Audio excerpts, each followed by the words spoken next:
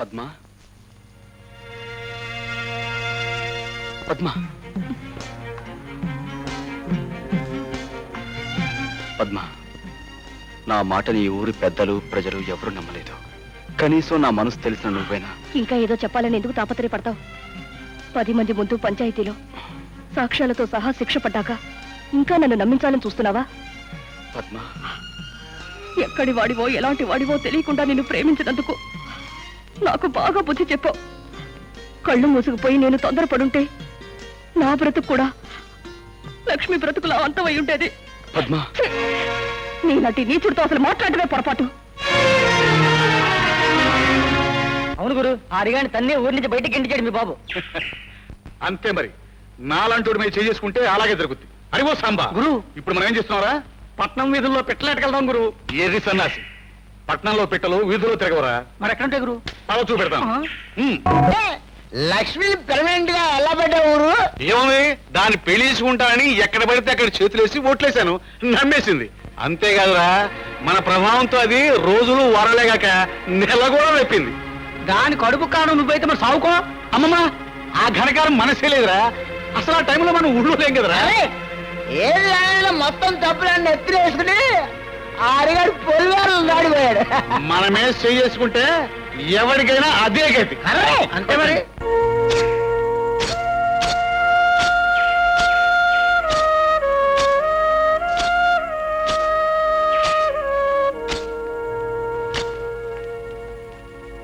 హరిబాబు,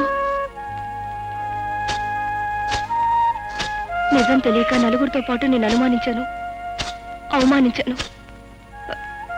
ఆ లక్ష్మి నెల తప్పడానికి కారణం మా అన్నయ్యనని ఈ రోజే నాకు తెలిసింది. అవును హరి, నిజం తెలిసాక నీ ప్రేమని, నీ మనసుని, నిన్నే నిందించినందుకు సిగ్గుపడుతున్నాను. నాలో నేను కుమిలిపోతున్నాను.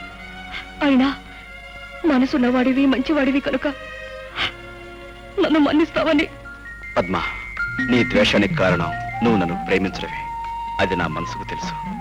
ఆ పరిస్థితిలో ఉన్న ఏ ఆడపిల్లైనా తన వాడనుకున్నవాడు అంత తప్పు చేశాడంటే తప్పకుండా బాధపడుతుంది, నీలాగే ప్రవర్తిస్తుంది. అది నీ తప్పు కాదు. ఇందులో మా తప్పు కూడా ఉంది. మమ్మల్ని కూడా క్షమించాలి. పునరావు, మమ్మల్ని తమ్మునులా ఆదరించుతూ నిన్ను అనుమానించాం. అన్నా, మమ్మల్ని చెప్పుతో కొట్టినా తప్పులేదు. చచ్చా, అవే మాటలు. హరి, నువ్వు వాడిని నిజంగా చెప్పుతో కొట్టావనుకో, అది పుచ్చుకుని పారిపోదాను వాడి ప్లాన్. అరే ఓ సాంబా గురు, ఇప్పుడు మనం ఏం చేస్తున్నారా? తప్పకుండా తమాషా అయిన తప్పుడు పని ఒకటి చేస్తావు గురు. కరెక్ట్రా శిష్య. కాకపోతే మనం తప్పుడు పని చేస్తుంటే ఒప్పుకొని ముందు వచ్చేది ఎవరితో కనిపెట్టాలి. అందరూ లక్ష్మిలాగే అమాయకులు అనుకోకు. ఏమిటి ఏమిటి నువ్వు అనేది? అసలు లక్ష్మి పాడేసింది నువ్వే.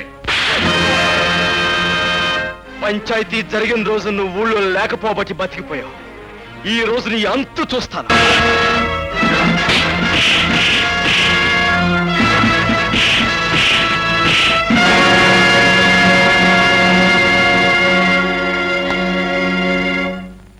ఇదేం ప్రారంభం రా, ఇలాంటి వంశంలో పుట్టి మేడల మీద మిద్దెల మీద షికారు చేయక పొలాలమ్మట తుప్పలమ్మట తిరుగుతావేరా?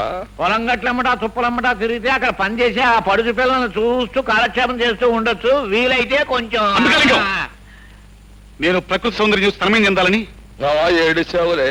అది కాకపోయినా నా కొడుగ్గా పుట్టినవాడు ఎత్తు మీద ఎత్తు వేసి అవతల వాడిని చిత్తు చేయాలి గాని ఒళ్ళు ఊనమైపోయేటట్టు దెబ్బలు తినొస్తావేరా? నానా, చూస్తూ ఉండు, నేను వేస్తాను.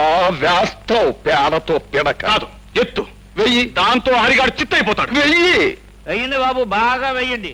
ఏదైనా బెడిసి కొట్టిందా మీ ఒళ్ళు హోనం అవడంతో పాటు నాన్నగారి పరువు గంగపాలు. ఇదిగో వాడిని అడ్డం పెట్టుకుని నన్ను నానా మాటలు అంటే నీ పీక బిస్కెట్ నీ చేత పీచు పెట్టా తినిపించేస్తాను. వేస్తాను, మంచి ఎత్తే వేస్తాను. ఏడు పునారా నువ్వు చెప్పేది? నన్ను వెతుక్కుంటూ పోలీసులు వస్తున్నారా? అవును గురు, రచ్చబండి దగ్గర నీ కోసం అడుగుతుంటే విన్నాను. ఇందులో హరెవరు? అదే హరెవరని అడుగుతున్నాను. నేనే. ఏ వన్ టౌన్ ఎస్ఐ గారు అరెస్ట్ చేసి తీసుకురమ్మన్నారు. కారణం ఆయన చెప్తాడా? నా బండిలో వస్తాను, పదండి. బాబు హరి, ఏమిటిదంతా? ఏం దిగులు పడకమ్మా, చట్టం నా చుట్టం, ఇట్టే వచ్చేస్తాగా.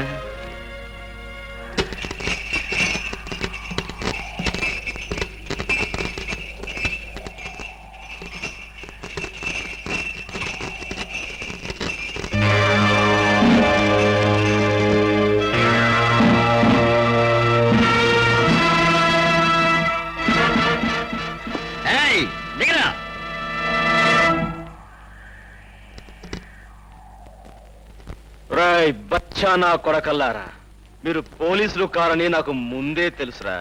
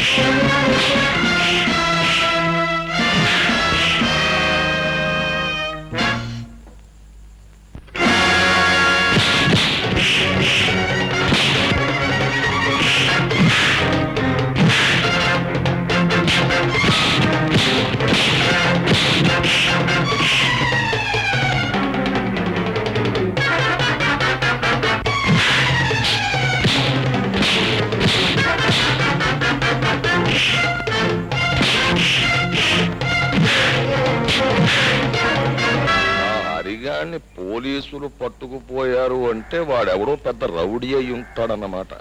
రౌడీయో బేకువో కాకపోతే తమలాంటి వారిని చవటాలి. నా ఉద్దేశంలో శాస్త్ర ప్రకారం ఆ హరిగాడు జైల్లో నుంచి పరారయ్యొచ్చిన ఖైదీగాడు అయి ఉంటాడు. ఏమిటే?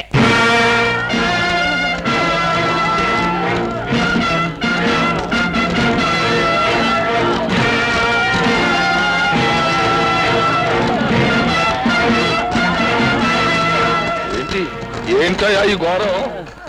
పోలీసులకే పులిహారెట్టేశావా? పులిహోర పెట్టడమే కాదు, వీళ్ళని పులుసు కార్పించేశాను. ఎందుకో తెలుసా? వీడు నిజమైన పోలీసులు కారు గనక. రాయ్, మీరు ఎవరు మిమ్మల్ని పంపించారో వీళ్ళందరికీ తెలిసేలా చెప్పకపోతే మీ బంతగిన కీళ్లు తీసి బంతడాడేస్తాను. చెప్పండి. ఈయన గారు డబ్బిచ్చి హరిబాబుని చంపన్నారండి. అదిగో ఆయిల్ అంటే విన్నారుగా? ఊరి నుంచి బయటికి పంపిందే కాకుండా మనుషులు పంపి గిరినను చంపించాలనుకున్నాడంటే కారణం ఏమై ఉంటుంది? అతని పాపాలు తప్పులు నేను బయట పెడతానేమన్న భయంతోనే ఈ పని చేశాడు. ఏమైనా ఈ కారణంగా అసలు దుర్మార్గుడు ఎవరో మీకు తెలిస్తే నాకు అంతే చాలు. రాయుడు, ఆ ధర్మపీఠం మీద కూర్చుని నీ వంశోద్ధారకు చేసిన ఈ ఘనకార్యానికి శిక్ష ఎవడో చెప్పు. కూర్చోనక్కర్లేదు. గిరి, పిలిచారా నాన్న? నువ్వు వేసిన దిక్కుమాలిన దైద్ర కొట్టేతులని బెడిసి కొట్టాయి. నా పెద్ద మనిస్తారా నిలబెట్టుకోవడానికి నేను సాచి లేంపగా కొట్టాల్సి వచ్చింది. కొట్టాను, తప్పలేదు. ఇదిగో చూడు, నువ్వు ఈ ఊళ్ళో ఉంటే నేను తలెత్తుకు బతకలేను. నా మాటిని మీ అమ్మమ్మ గారి ఇంటికి ఆ టౌన్కి తగలడు. ఇదిగో అక్కడ నువ్వు తిని కూర్చోవడం కాదు, కొంచెం చెంపడాలి. ఏమిటది? ఏంటంటే ఆ ముసలయ్యగాడు ఇల్లు బేరం పెట్టడం, దాన్ని నేడు కొండం దగ్గర నుంచి కూడా నాకు ఒక రకమైన అనుమానం పీకుతుంది. ఆ ముసలయ్యగాడు టౌన్ లోనే ఉన్నట్టు మనకు ఒక కబురు వచ్చింది. అంచేత నువ్వు సందులు గొంతులు పేటలు శ్రమ అనుకోకుండా తిరిగి రాత్రింబగళ్ళు ఆ ముసలయ్యగాడు ఏంటో, ఎక్కడుంటాడు, ఆడి పరిస్థితి ఏంటో వాకప్ చేసి చెప్పాలి. అప్పుడైనా నాకు ప్రయోజకుడైన కోరుకుంటాడని సంతోషిస్తాను. ఏంటి? అలాగే.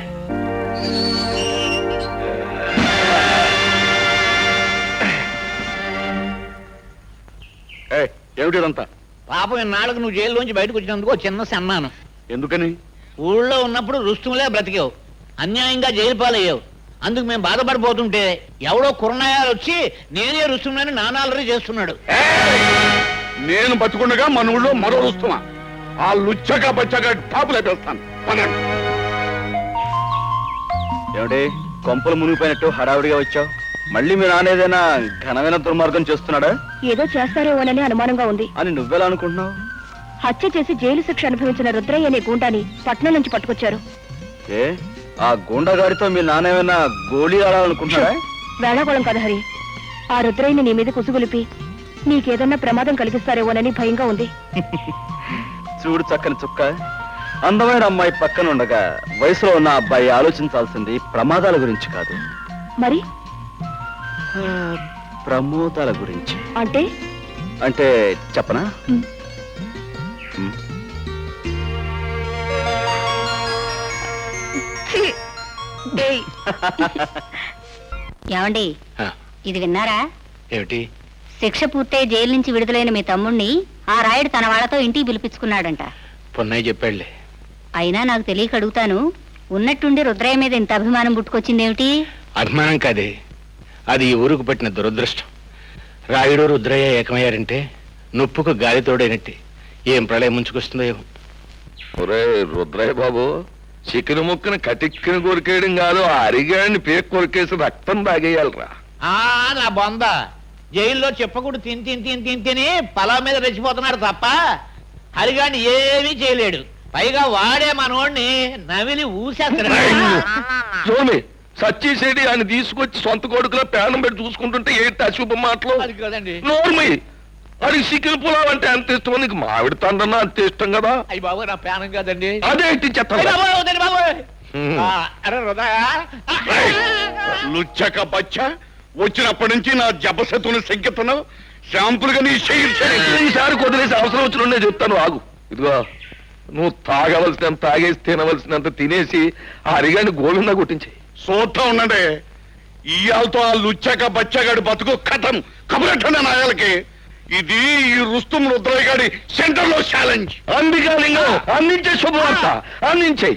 హరిబాబు, పద్మ నుంచి వచ్చే రుద్రయ్య గారు ఇంకో మాట చెప్పమన్నాడు.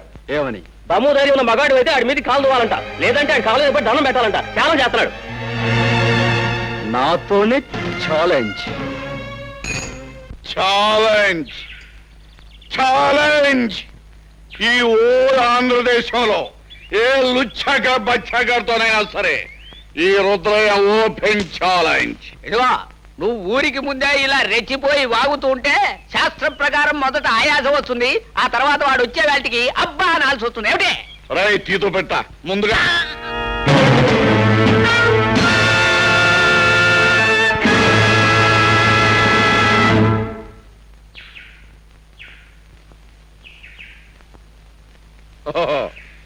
నువ్వేనా లుచ్చక బచ్చగడివి? నన్నే దెబ్బతీయాలనుకుంటున్నావు అన్నమాట. ఆ లుచ్చా కోతలాపు. దెబ్బ తీస్తానో లేదో ఇప్పుడే చూపిస్తా. ఏయ్! అగా ప్రజలందరికీ, పెద్దలు అనిపించుకునే వారికి నేను ఒక మాట చెప్పాలి. ఈ పందెంలో నేనే నెగ్గితే నన్ను మీలో ఒకడిగా, మీ వాడిగా చూసుకోవాలి. లేకపోతే ఈ ఊరే వదిలి శాశ్వతంగా వెళ్ళిపోతాను. సమ్మతమేనా? అలాగే నన్ను తీర్మానించడమైనది.